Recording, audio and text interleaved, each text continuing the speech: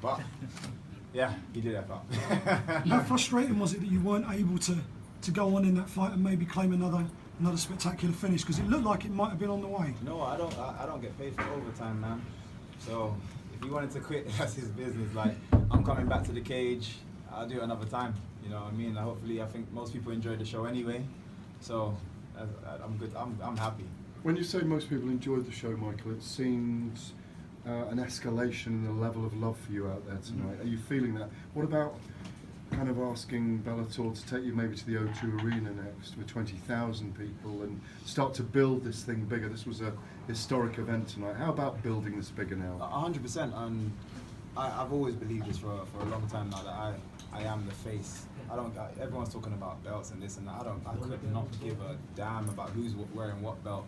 No one fights like I do. There's nobody in the world that can fight and put on a display that I put on. And with or without the belt, I'm the face of this company. And that's it. And I'm looking to elevate. Wherever I am, I'm going to be elevating, bringing more and more eyes, more and more faces, just from everybody. I think people get to truly enjoy what they watch when I'm fighting. And it's been from day one since I stepped in the cage, going back to their mums, their aunties and this and that, people that have no clue about fighting, and then they watch it and they're like, oh, that's amazing, look what he does. They like the multiple aspects that I bring to the cage. So yeah, I'm going to be bringing eyes. Michael, curious, was David complaining of an eye poke? Because we couldn't decipher really what he was complaining about. Not at all. Second I hit him, clean, his eye just exploded open. And you'll probably hear about the amount of stitches that he's going to have.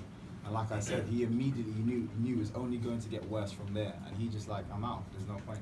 He was waving himself out. And were you surprised that he waved himself out? Because hell no, you get in the cage with me. You wave yourself off too. I need to shed a few pounds. But I remember you said, you said that you were expecting a grueling fight and that you didn't foresee yourself finishing off necessarily. No. What I was saying is, I know I'll get a finish, but because he's such a tough person, I knew I can knock him down, he'll get back up. Knock him down, he'll get back up. I 100% wouldn't have expected him to wave himself off. But I knew because of his pressure style, he's going to run into something big. Once I have his timing, and even when I dropped him the first time, I knew I didn't need to crowd him and jump all over him. I let him get back up. And the reason I let him get back up is because by that point, I already had his timing. We could have gone another 12 rounds. He never laid a hand on me. He couldn't even get a leg kick in. Like, I had his timing. And I said this, I can't remember who I was speaking to, and I was, and some of you, one of your reporters in here, and I said, sometimes I get people's timing in like 10 seconds, 30 seconds, and sometimes it takes me a whole round or 2 rounds before I actually get somebody's timing. And yeah, that's what it is. And, you know what, there was points during the fight where you spoke about timing. He actually was closing off the cage quite well. But no matter how close he was to you, he couldn't pull the trigger.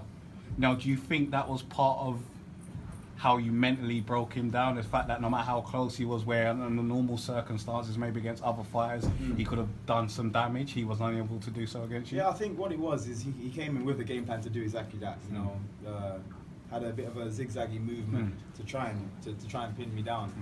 But I work well going backwards, I work well going forwards. It wouldn't have changed anything.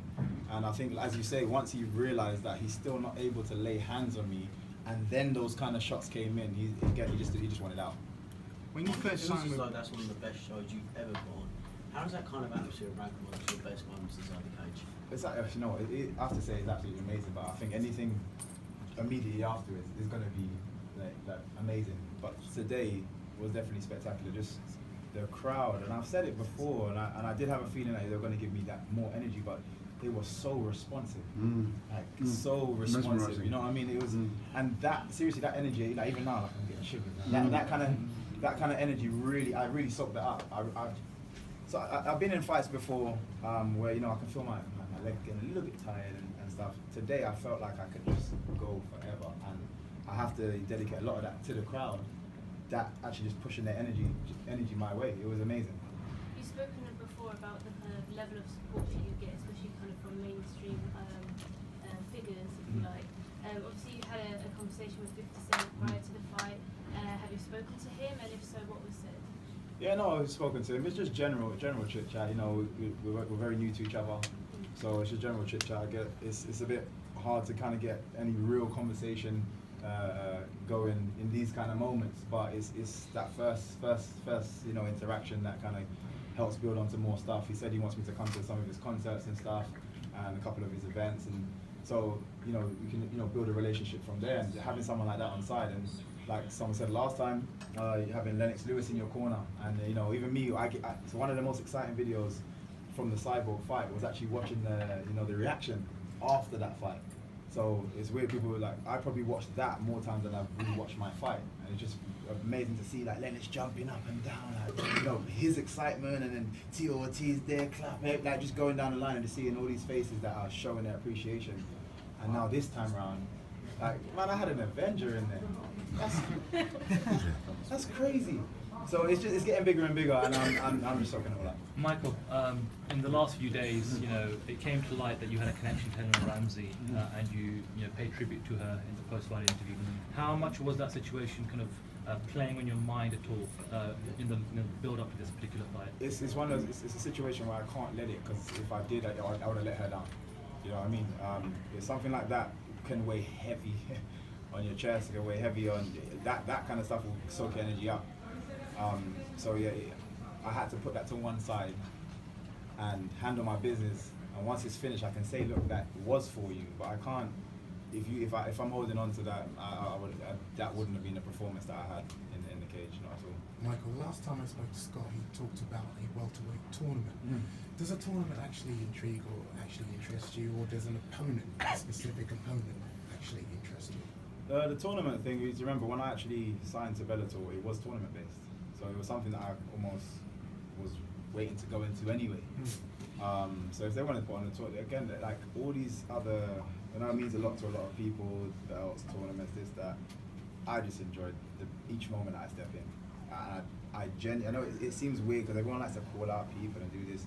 I genuinely do not care about anybody else. I just don't, because I can do stuff like that. People can't, like with or without other people's names, they just can't. And just on that, in terms of other opponents, you know where I'm going with this. We spoke in the run-up to this about rekindling the fire because you've lost interest in our old friend Paul Semtex Daly. Who's Did you that? actually? Who's that? Well, you call him you affectionately refer to him as Paula. No, full name, please. Come on. I'm answering your question. I'm answering your question. Give me a full name, please. Well, you refer to him as Paula Tampax. That's what you. That felt good, you know. But getting back to the question, did you actually clap eyes on him, and did that rekindle the fight? No. To be fair, I didn't notice him. Again, I'm just out there handling business. But I heard, a few people tell me, like he almost had hearts in his eyes. Like he was there, like, oh my god, he was mesmerized. You know what I mean? You don't want none of me, man. Come on. Michael, one fight left on the contract now. You must feel like you've got a good hand, I guess, leading up to the contract. Yeah, you know, I feel like that anyway, despite where the contract was, just because I know what I can do. I know what I can do out there, and even that, as much as people can say they really enjoyed that performance, I've got so much more. There's so many moves that I wasn't able to do. There's so many things that if I can, I wish some of you guys can have cameras in our gym, just every now and again, and see some of the stuff that I come out with, because it's insane. And there is one day you're gonna see something out there and just be like, you just wouldn't have believed that I can go to that level. That is nothing. That's 40% of what I can actually put out there, and I'm being genuine. Michael, you're obviously very confident in your abilities, and you say no one can do what you can do. Is there any fighter on the roster in your division that can trouble you? Is there a style that can trouble you? There's many people that can trouble me, because styles make fights. There's many people that can trouble me, but when I say do what I can do, I mean do what I can do. There's nobody that can do that. Like, I give me any name, throw any name out there. There is no one that can do that in the cage. But in terms of troubling me as a style, yeah, I get my ass whooped in the gym. But I do that day in, day out. I want to bleed in there, so you'll never see me bleed out here. One or two more guys. What about Rory McDonald next? Why can't you call him out? I'm on the same contract, so when that changes, then I might call him out. Just last year, celebration, right? When did you finally decide that was going to be it? I've had it for a while. I had it for a little while. I'm a massive fan, Marvel fan. I know most people would know. Some of you, I don't know if anybody saw my Instagram post just before I walked out. I don't think anybody saw it. So you guys are slacking. I saw it, we're working. Slacking. You saw it? I saw it, and Okay. I asked the question last term as well. I put it in your head. But it's again, it's all these little Marvel things that I was putting in, like dropping little hints that no one picked up.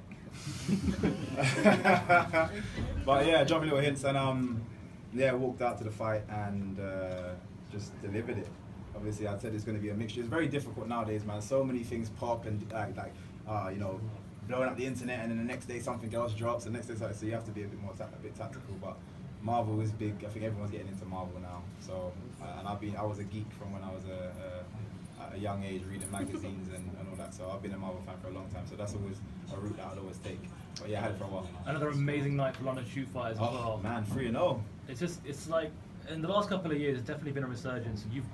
You might be humble about it, but you've definitely been the face of that gym. But now to see other guys come up and get big contracts with Bellator, and, you know, get on big shows like this, what does it mean to you and the guys? Oh, it's absolutely amazing. I genuinely cannot do anything without these guys. Both my coaches are scientists. So I'm saying they're mad scientists as well. The reason my style actually works in the cage is because he understands the dangers that my style will leave me in. So he knows how to, you know, tweak those things. And like I said, he's a scientist. He's the kind of person that will be angry at you for your foot being 2 inches to the left instead of 2 inches to the right.